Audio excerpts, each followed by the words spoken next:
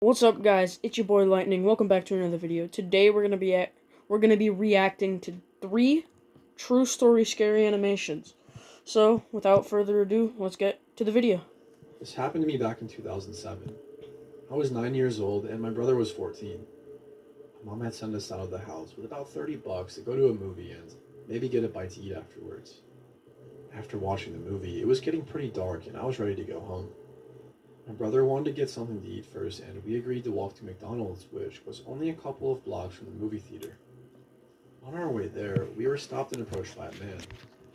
He had a friendly smile plastered on his face and he was holding his child's hand. There didn't seem to be anything off about him. He was average looking and seemed to be nothing more than a father having a day out with his son. "Hey, do you two think you could give my son and me a hand real quick?" he asked. "We need help loading a mattress onto the back of our truck." Oh hell nah! I ain't gonna be doing that crap. That is not something that I want to be doing. Old man walks up to me with his old-looking kid and asks if I can give him a hand. What the hell?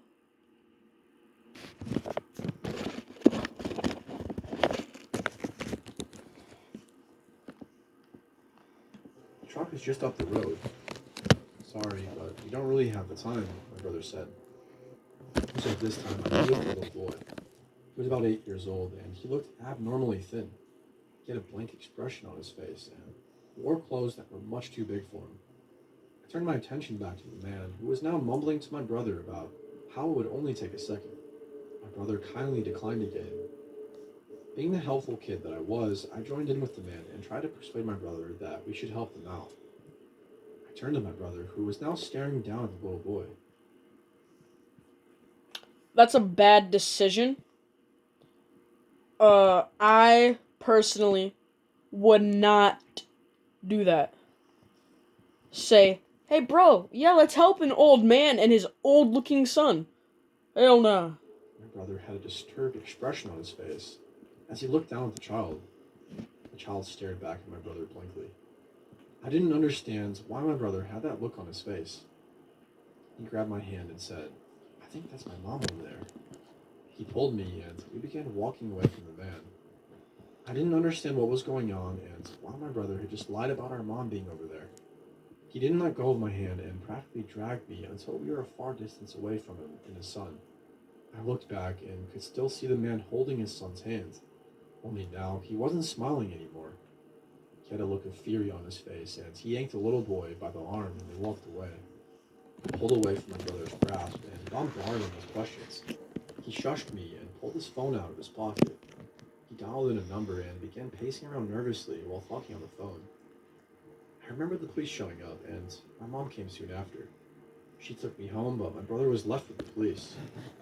I asked my mother what was going on, and she said the police were just questioning my brother because the man we had encountered was dangerous. That's all she told me, and I went to bed. By the next morning, I had almost completely forgotten about the incident, and things went back to normal. It wasn't until a few days ago that these memories flooded back into my mind. I decided to call my now 22-year-old brother to get some real answers. When I brought the ordeal back up to him, he finally gave me the information I wanted to know. And now that I know everything, I understand just how terrifying our encounter with the man truly was. My brother told me that while the man was constantly trying to convince us to come with him, he happened to look at the little boy. The little boy then looked at my brother with his eyes filled with terror and mouthed the words, "I'm not his son. Please help me." Then his expression went back to being completely blank, almost as if he had never said anything at all. This was why he had become so freaked out and snatched me away. When he called the police, they hurried down and he described the man the best he could. He couldn't do much with the little information my brother had given because we hadn't even seen the car that the man supposedly had. My brother told me that a few weeks into the investigation, they had found the little boy who was with the man dead. His body had been cruelly dumped in the woods. The cause of death was malnutrition and dehydration. If my brother and I had gone with the sicko, we likely would have met the same fate. He obviously couldn't have kidnapped both of us on his own, as my brother was a fairly strong fellow. That meant he had other pedophile partners who would help him snatch up unsuspecting kids. Unfortunately, they were never able to catch any of the sick guys who did this to the child. But the man was definitely not his father. His real parents had already been searching for their missing son for almost a month. The pedophiles had managed to kidnap the poor kid and used him as their puppet to try and kidnap other children. Every time I think about the boy, I feel a deep pity for him. He was only a year younger than I was at the time, and I can only imagine how terrible it must be to slowly starve to death.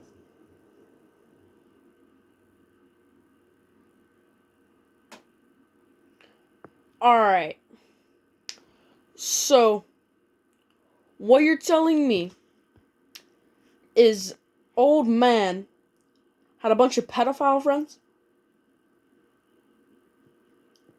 and kidnapped a little kid that was 9 years old.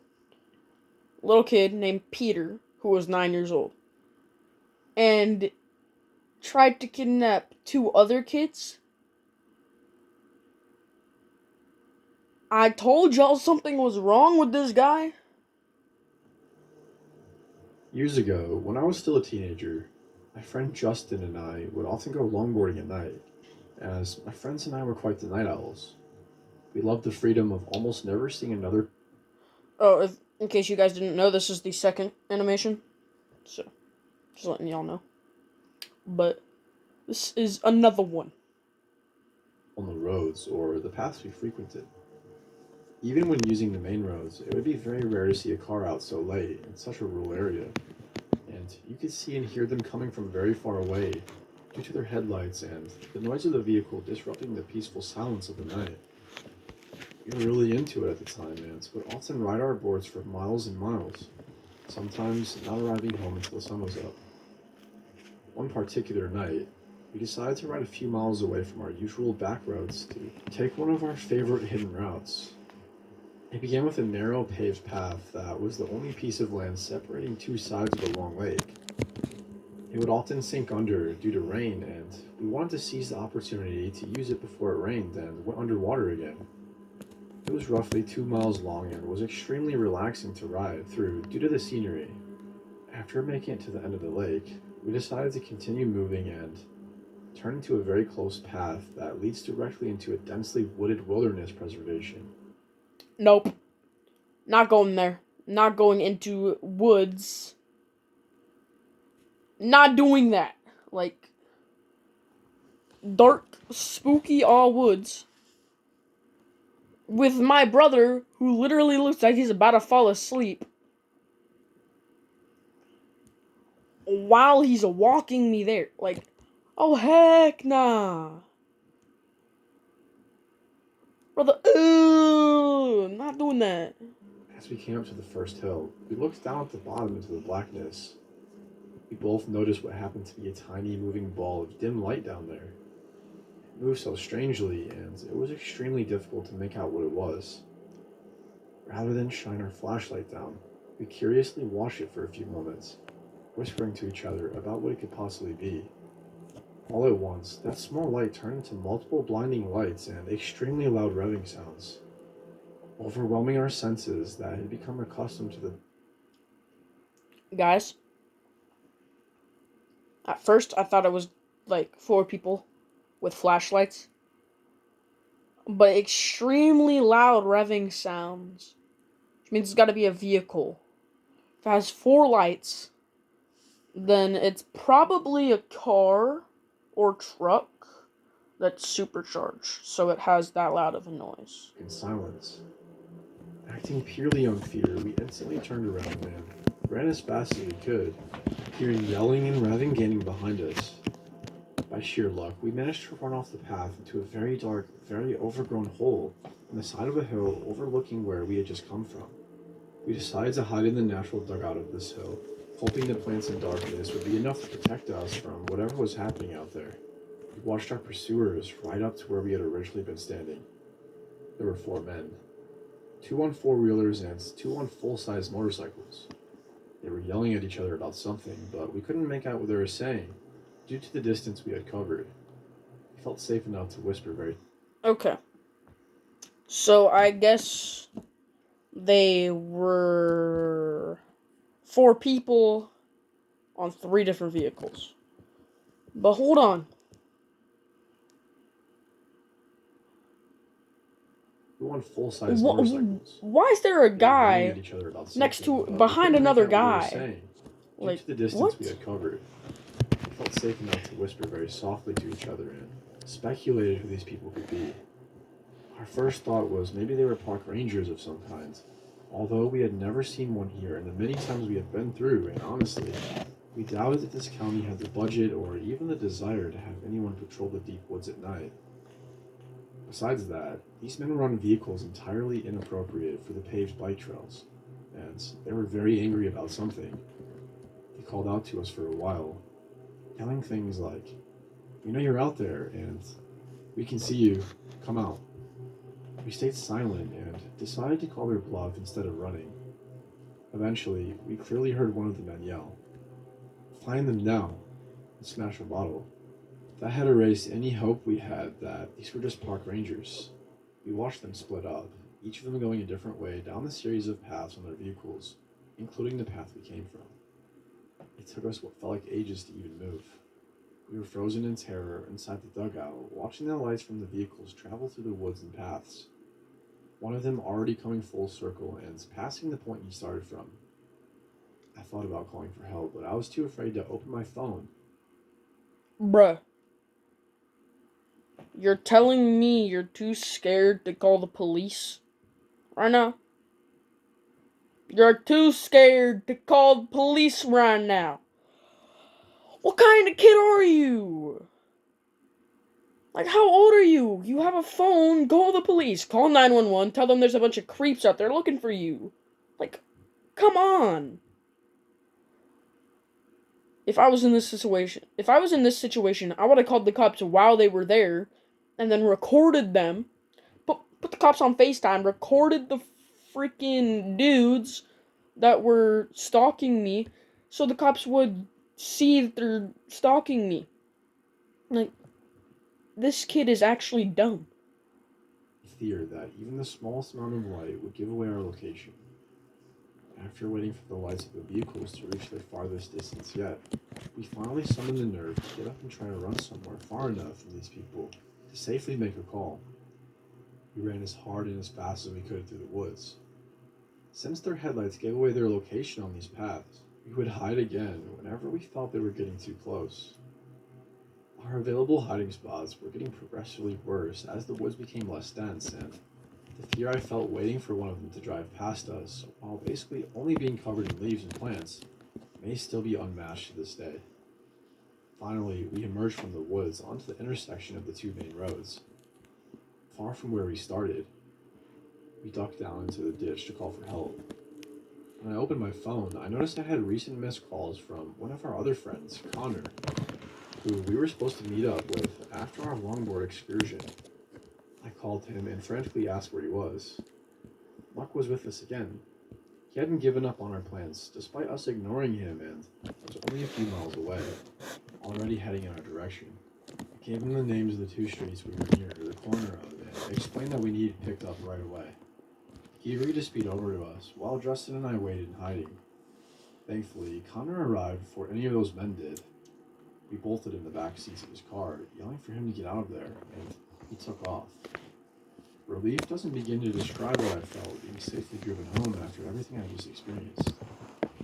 After explaining everything that happened to Connor, we ended up just moving on with our night and decided to not call the police. We figured they'd be gone by the time any officer made it out there, and that we would only be putting ourselves at risk by admitting to breaking the law by taking those paths so late at night. I still have no idea what happened or who those people were. I've been told all kinds of theories from friends and family that have heard this story. Some think we walked right up to a huge drug deal. Justin and I later admitted to each other that when the running started and we couldn't see, our minds both went straight to chainsaw-wielding horror movie serial killer. So I suppose it could have been much worse. Frustratingly enough, whatever those men thought we saw that made them want to catch us so badly, we never actually saw. We'll never really know, I suppose.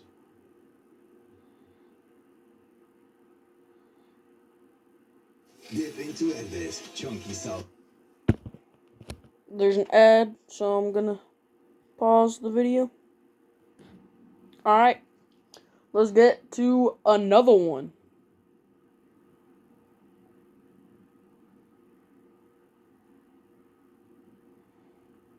Come on. This Alright. happened many years ago now.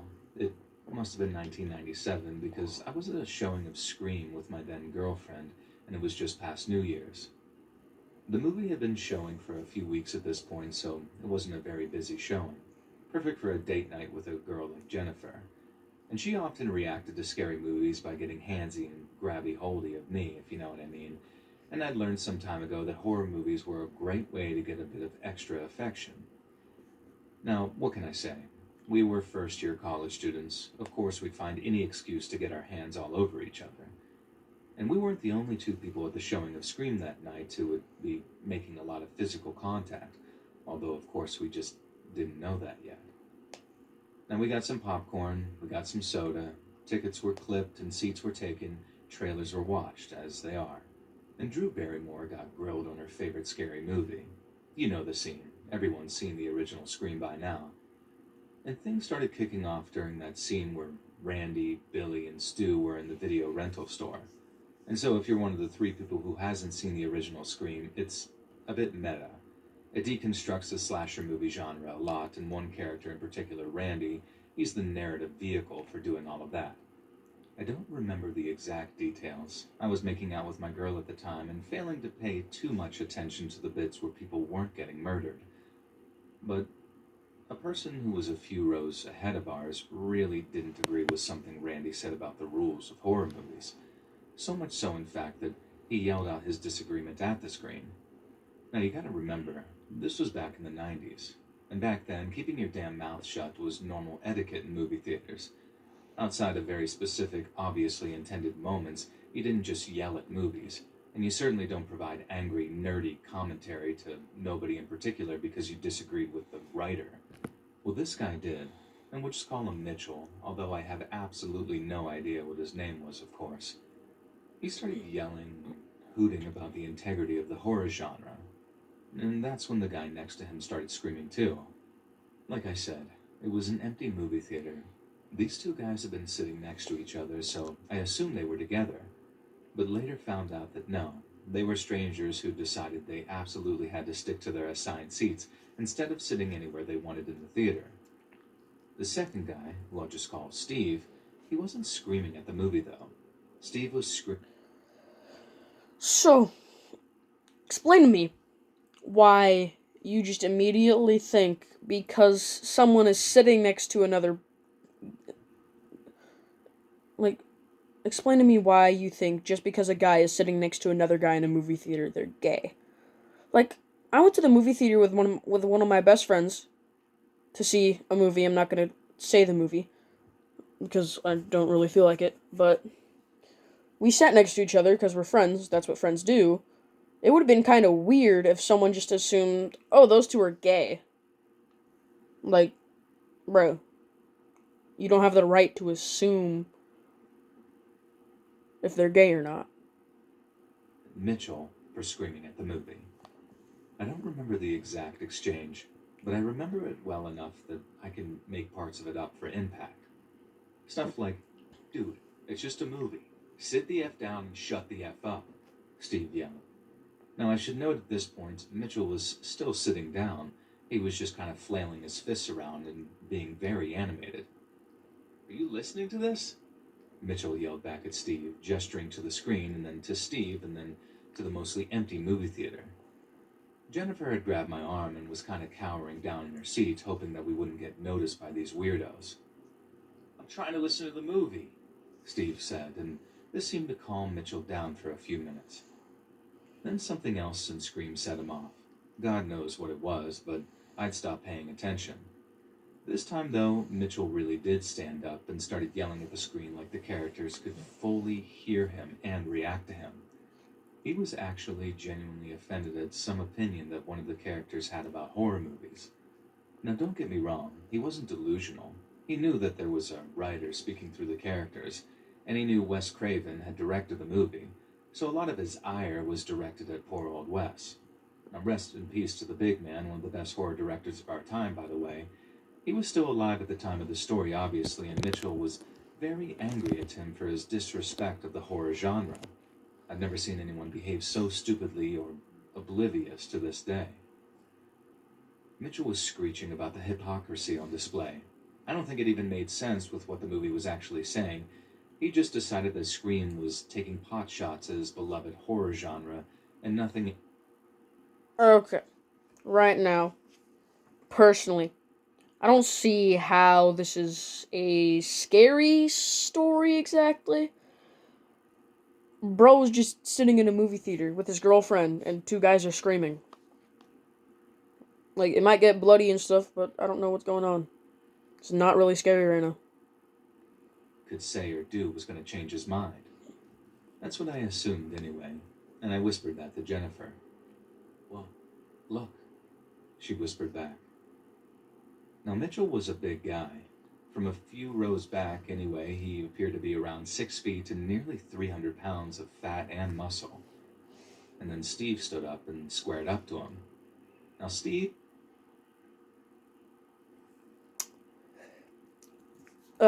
Guys, type Mitchell is a big back in the comments for me. Just spam Mitchell is a big back in the comments. 300 pounds of fat and muscle. More like just fat. Not a tall, muscular powerhouse at all. He was 5'6", if that, and he was one of those thin, pasty dudes you see a lot of on YouTube these days, with long hair and a white t-shirts. You know the type I mean. But good God, Steve squared up to Mitchell like he was Stone Cold Steve Austin. He had the confidence of a man who knew, unquestionably. If you guys don't know who Stone Cold Steve Austin is, he is a WWE superstar who literally isn't afraid of anyone. At all. Ever. He will wrestle the scariest wrestlers. Like, if you guys want to know how scary Kane is, then you can just search up WWE. Pretty sure they're called a grave match or something like that. But Kane is actually scary. And Stone Cold Steve Austin stood up to Kane, didn't even flinch, just destroyed Kane. Like, he was not scared at all. He isn't scared of anyone. So when this guy says, he stands up to Mitchell, Steve stands up to Mitchell with the confidence of Stone Cold Steve Austin, he means he doesn't look or sound remotely scared of Mitchell. That he could kick this other guy's ass, and if it came to it, he would. So Steve reaches out and pokes Mitchell in the chest and says something like, "Just shut the F up and sit down, buddy. Do us all a favor. Some of us are trying to watch the movie." Now, me and Jennifer were paying attention now. I grab a handful of popcorn. Jennifer whispers to me, asking to take bets on what's going to happen next, and I tell her I think Mitchell is going to back down. But I was wrong. I was very, very wrong. Instead, this Mitchell guy let out what I guess was intended to be a roar, but his voice cracked mid-growl, so it was kind of like, and then he just grabbed Steve's outreached finger, and with an actual audible crack, snaps his finger backwards. We're all just staring at this, completely shell-shocked. Steve takes a few steps back into the aisle, and he's staring at his finger bent backwards, and then back up at Mitchell. Guys, I know I'm pausing the video a lot, but what was that roar? Like, replay that real quick. Instead, this Mitchell guy let out what I guess was intended to be a roar, but his voice cracked mid-growl, so it was kind of like, and then he just grabbed Steve's What? What the hell? reached finger, What and the with an hell? actual audible crack, snaps his finger backwards. We're all just staring at this, completely shell-shocked. Steve takes a few steps back into the aisle, and he's staring at his finger bent backwards, and then back up at Mitchell. Even in the dark of the theater, I see a look pass over Steve's face that even to this day makes my stomach sink.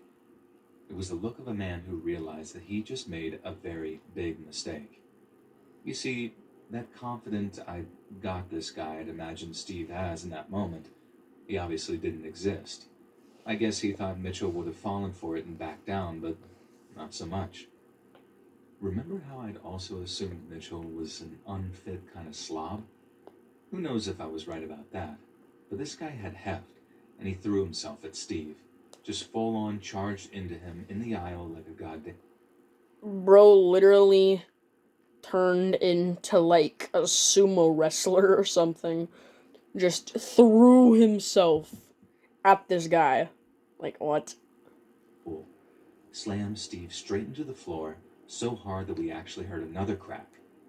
And then Mitchell was pounding, punching, pummeling him. His fat fists were flying. Blood was literally coming from Steve's mouth as Mitchell was just wailing on him, continuing to shriek and yell about the movie, about horror, about disrespect, all sorts of incoherent crap that made him sound like the obvious violent nutjob that he clearly was.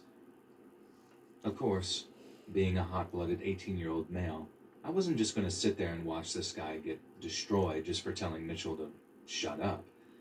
And despite Jennifer begging me not to get involved, I started to make my way down the aisle in the semi-darkness. Now again, I was taking my time a little, hoping another savior might show up in the meantime, and thankfully she did.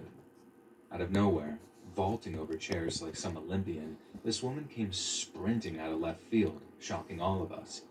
Except Mitchell, of course, who was too busy beating on Steve to notice her. The woman, I'm just going to call her Venus, took advantage of Mitchell's obliviousness. A few feet away, I saw her stop. And then she took a running kick, knocking Mitchell clear off of Steve and sending him rolling down the aisle a few. No disrespect to women, but I ain't never seen a girl take down a 300-pound, 6'1" male. Like, with one kick, too. Like I said, no disrespect to women, but total disrespect to Mitchell. Imagine getting beat by a girl. It's crazy. Barely even pausing to leap over Steve, Venus then whipped something from her belt.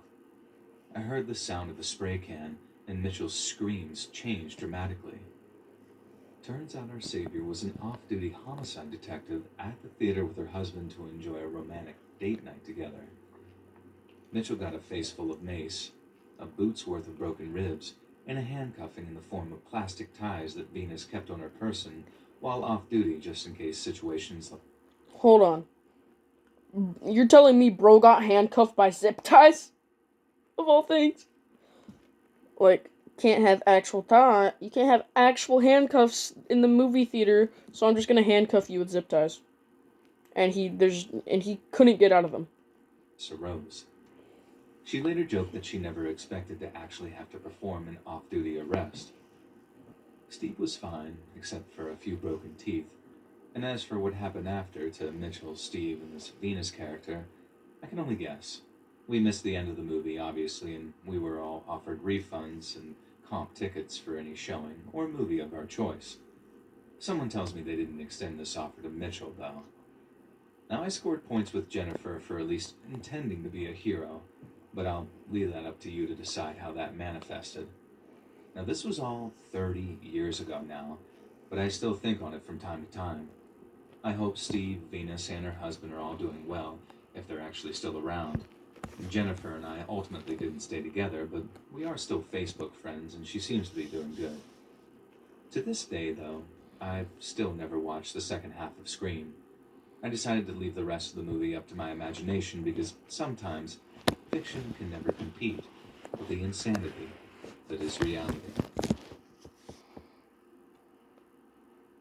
Well, that is the end of today's video. I hope you guys enjoyed. And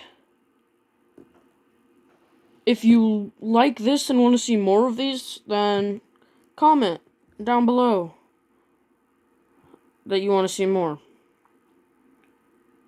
Oh, 2 more people subscribed today, which is nice. And if you haven't seen my shorts yet, I am doing 1 push-up for every subscriber that I get.